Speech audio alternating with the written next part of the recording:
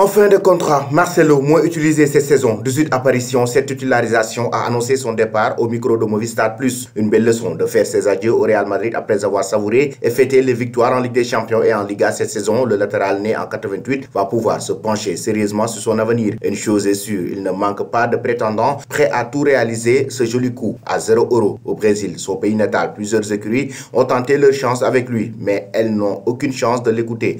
Un retour au Brésil, non, pour l'instant. Cette éventualité n'existe pas. Je veux toujours jouer en Ligue des Champions. J'ai encore quelques années et je veux utiliser pour continuer à disputer ce tournoi. Je ne veux pas mentir. Certains disent que j'irai à Botafogo, d'autres à Fluminense. Moi, je dirais que je n'irai pas. Marcelo veut donc rester en Europe et jouer la Ligue des Champions, ce qui n'exclut d'office un club qatari qui lui pourtant proposait un salaire de 10 millions d'euros par an selon Fanatic. Le média turc a également indiqué que Fenerbahçe, deuxième de Super League et qui disputera la Ligue des Champions l'an prochain, et sur le coup, le club qui lui a offert un salaire de 4 millions d'euros par an. Mais Fanatic a ajouté que l'Olympique de Marseille aurait aussi pris la température pour l'arrière gauche brésilien. Le club olympien qui évoluera en Ligue des Champions chercherait un spécialiste au poste puisqu'il ne compte plus sur Jordan Amavi, que Luis Enrique veut partir et que Kolasinac n'a pas vraiment donné satisfaction avec seulement Luan Pérez qui est plus un axial. L'OM va devoir se renforcer derrière. Toutefois, la concurrence est féroce pour Marcelo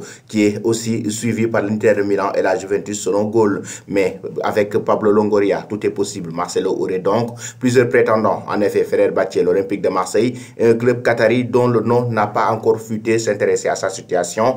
Le Brésilien veut rester en Europe, lui qui aimerait pouvoir disputer à nouveau la Ligue des Champions et la prochaine Coupe du Monde Qatar 2022 et n'hésiterait pas entre l'OM et l'équipe turque. Toutefois, le latéral préféré rallier Istanbul sur le conseil de Roberto Carlos et pour cause, le légendaire latéral gauche de la Seleção avait fait le même chemin en 2007 après son départ du Real Madrid où il avait été remplacé par un certain Marcelo. Selon vous, chers amis, le Brésilien doit-il rejoindre l'OM?